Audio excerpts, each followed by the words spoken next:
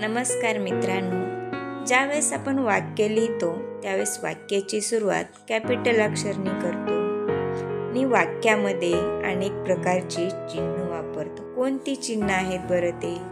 पूर्णविराम आहे, स्वल्पविराम, अर्धविराम, प्रश्नचिन्ह, उद्गारवाचक चिन्ह, अवतरण चिन्ह, गाळलेले अक्षर किंवा षष्टी चिन्ह, अपसरण चिन्ह, संयोग चिन्ह, अपूर्ण विराम आणि पर्यायवाचक चिन्ह अशा चिन्हांचा वापर केला जातो. मग ही चिन्ह कोठे वापरली जातात आणि कशा प्रकारे वापरतात? कोणत्या प्रकारचं वाक्य असेल त्यावेळेस कोणत्या प्रकारचं चिन्ह वापरायचं हे थोडक्यात आपण समजून घेऊयात. तर फर्स्ट आहे फुल स्टॉप. फुल स्टॉप म्हणजे काय? तर पूर्णविराम. तर पूर्णविराम कधी दिला जातो? ज्यावेळेस विधानार्थी वाक्य असेल तर वाक्याच्या शेवटी पूर्णविराम देतात. त्याचबरोबर आज्ञार्थी वाक्याच्या शेवटी सुद्धा पूर्णविरामच देतात. तसेच संक्षिप्त रूप लिहिताना सुद्धा काय केलं जातं तर फुल स्टॉप दिला जातो. त्याचबरोबर शॉर्टकटमध्ये नाव लिहिताना सुद्धा फुल स्टॉप दिला जातो. म्हणजेच आय लव्ह बुक्स. तर हे काय आहे तर विधानार्थी वाक्य आहे. तर शेवटी काय केला जातो? फुल स्टॉप दिला जातो. Read the story book for me. आता ही काय आहे तर आज्ञा आहे. च्या शेवटी सुद्धा काय आहे तर फुल स्टॉप आहे. त्यानंतर बी ए. तर या ठिकाणी बी नंतर फुल स्टॉप आहे, ए नंतर काय आहे फुल स्टॉप आहे.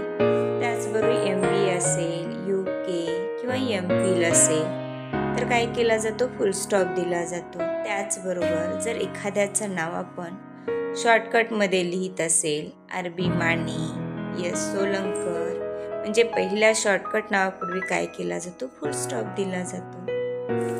तर कॉमा. कॉमा म्हणजे काय? स्वल्पविराम. एकाच जातीचे अनेक शब्द असतील तर त्यावेळेस प्रत्येक शब्दानंतर काय केला जातो तर कॉमा दिला जातो.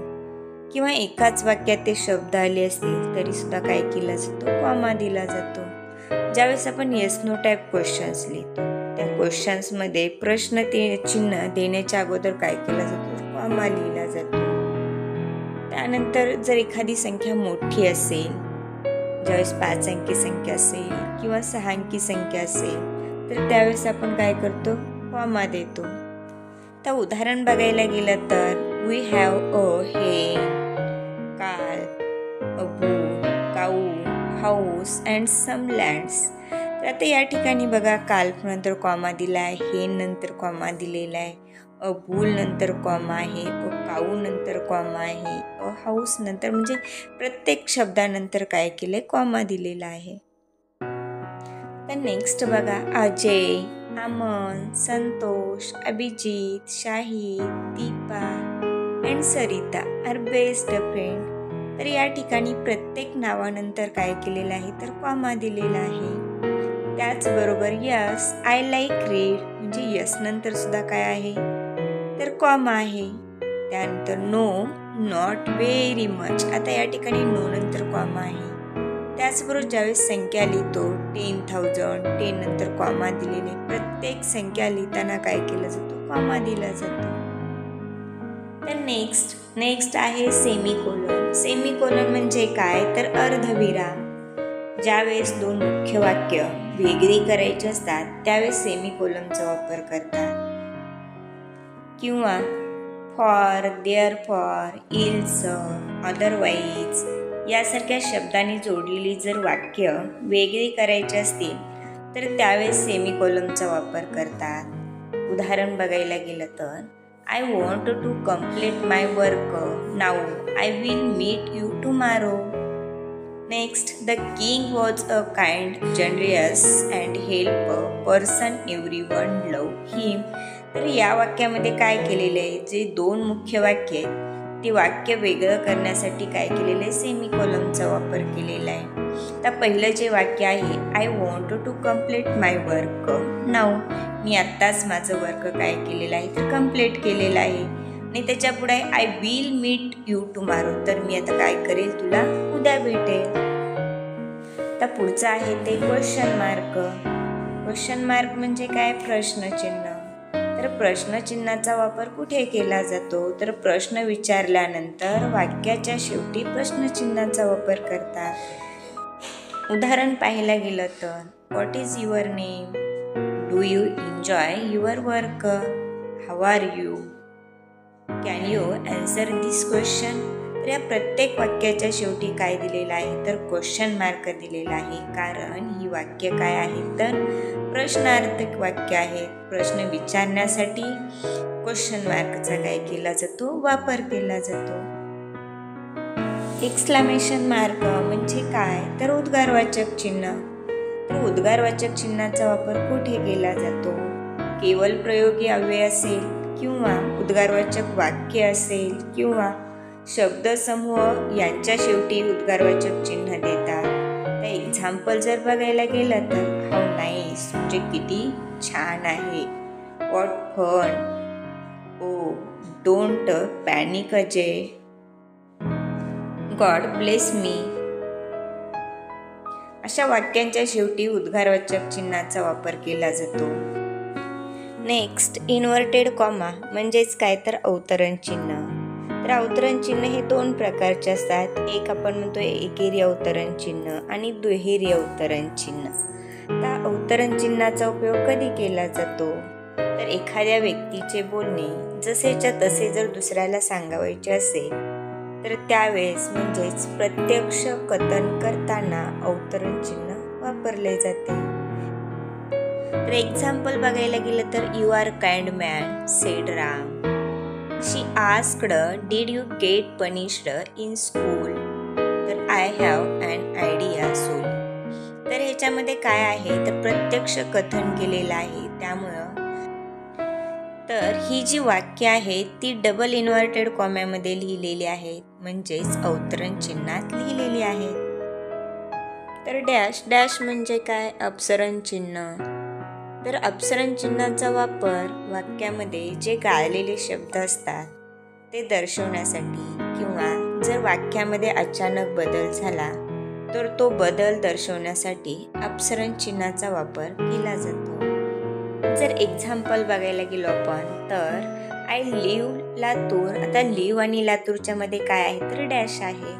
त्यानंतर the last period on Saturday that is the 5th period in English. तर सॅटरडे आणि त्यानंतर पिरियड नंतर काय दिलेलं आहे तर डॅश दिलेला आहे. He should cut exactly 1 pound of flesh, nothing less nothing more. तर आता ह्या वाक्यामध्ये जी गाळलेली जागा आहे ते दर्शवण्यासाठी काय केलेलं आहे तर डॅशचा उपयोग केलेला आहे. तर डॅश हे कधी वाक्यात वापरलं जातं तर गाळलेल्या जागेसाठी वापरलं जातं. तर नेक्स्ट काय आहे तर हायपन. हायपन म्हणजे काय संयुक्त चिन्ह. तर संयुक्त चिन्हाचा उपयोग कधी केला जातो तर काही संख्या लिहिताना दोन संख्याच्या मध्ये हायपन वापरलं जातं. त्यानंतर जे संयुक्त शब्द असतात ते शब्द लिहिताना सुद्धा त्या दोन शब्दाच्या मध्ये हायपनचा वापर केला जातो. आता एक्झाम्पल बघायला गेलो तर 31, त्याचबरोबर class teacher, plant eater, innkeeper. त्याचबरोबर आपण काय म्हणतो पासर बाय म्हणतो किंवा 35 असेल, 99 असेल. हे जे संख्या असतील किंवा हे जे शब्द आहेत तर दोन संख्या जोडताना किंवा दोन संयुक्त शब्द जोडताना त्या दोन्ही शब्दांच्या मध्ये त्या संख्यांच्या मध्ये हायपनचा वापर केला जातो. तर नेक्स्ट काय आहे कोलन. कोलन म्हणजे काय अपूर्ण विराम. तर अपूर्ण विरामचा उपयोग कुठे केला जातो तर यादी सुरू करताना किंवा उदाहरणे देऊन सांगताना कोलनचा उपयोग केला जातो. म्हणजेच Manisha brought his book, pen, pencil, boxer, rubber, ruler, slate. आता next example read the label. त्यानंतर काय केलं तर कोलन दिला जातो आणि पुढे एक्झाम्पल लिहिताना सुद्धा काय केलं जातं तर कोलनचाच वापर केला जातो. तर स्लॅश म्हणजे काय तर पर्यायवाचक चिन्ह. तर पर्यायवाचक चिन्हाचा उपयोग किंवा या अर्थाने केला जातो किंवा दोनपैकी एक पर्याय दाखवायचा असेल तर त्यावेळेस पण केला जातो किंवा दिनांक लिहिताना त्याच्यामध्ये पण स्लॅशचा उपयोग केला जातो.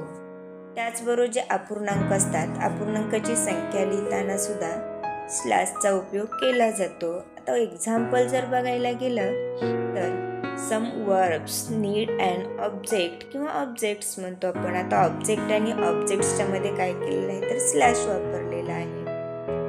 त्याचबरोबर word is group of sound letters that has meaning. तर साऊंड आणि लेटरच्या मध्ये एकतर साऊंड घेऊ शकतो किंवा लेटर, ह्या दोन्हीच्या मध्ये काय केलेलं आहे तर स्लॅश वापरलेलं आहे, म्हणजे हे किंवा ते. तर डेट लिहिताना काय करतो आपण तर ती तारीख, त्यानंतर महिना आणि वर्ष या प्रत्येकाच्या मध्ये स्लॅशचा वापर करतो. तर पुढे अपॉस्ट्रोफ्स म्हणजे काय, गाळलेले अक्षर किंवा षष्टी चिन्ह म्हणतो आपण. तर ह्या गाळलेल्या अक्षराचा किंवा षष्टी चिन्हाचा वापर कुठे केला जातो, संक्षिप्त रूपातील जे गाळलेले अक्षर असते तसेच एकवचनी किंवा अनेक वचनी नामाची षष्टी विभक्ती ज्यावेळेस दाखवतो त्यावेळेस अपॉस्ट्रोफीचा वापर केला जातो. आता उदाहरण जर बघायला गेलं तर आरंट म्हणजे आर नॉट. आता आय शॅल किंवा आय विल साठी आईल वापरला जातो. आता किंग्स पॅलेस म्हणजे किंग, त्याला यस जॉईन केला जातो, त्याच्यामध्ये काय केला जातो तर अपॉस्ट्रोफी वापरला जातो. ज्यावेळेस ॲडॅप क्वेश्चन टॅग तयार करत असतो त्यावेळेस पूर्ण वाक्य लिहून त्यानंतर काय करतो कॉमा देतो आणि त्याच्या पुढे जे आपण शब्द लिहितो, म्हणजे आरंट असेल, कांट असेल, कॅनॉट असेल, तर ह्याच्यामध्ये सुद्धा काय केलं जातं तर अपॉस्ट्रोफी वापरला जातो. तर कॅपिटल लेटर्स, तर कॅपिटल अक्षर कुठे वापरले जातात, प्रत्येक नवीन वाक्याची सुरुवात ही कॅपिटल लेटर्सनी केली जाते. My name is Ajay, call the doctor. आता या वाक्याची सुरुवात कशाने केलेली आहे तर कॅपिटल लेटर्सनी केलेली आहे. त्याचबरोबर आणखीन व्यक्तीचे नाव किंवा आडनाव असेल, गाव, वार, महिने, पर्व, नद्या, सण, देश या सर्वांची जी नावे आहेत ते नावे लिहिताना सुद्धा पहिलं अक्षर हे कॅपिटल वापरलं जातं. आता उदाहरण बघायला गेलं तर आनंद, रूपा, देशमुख, लातूर, एकता, नगर, मे, हिमालया, संडे, गंगा. त्याचबरोबर दिवाळी, ईद, इंडिया. तर या प्रत्येक शब्दाचं पहिलं अक्षर हे कसं आहे तर कॅपिटल आहे. आता पुढे धार्मिक ग्रंथ तसेच धर्माचे नाव हे कॅपिटल अक्षराने सुरुवात करतात.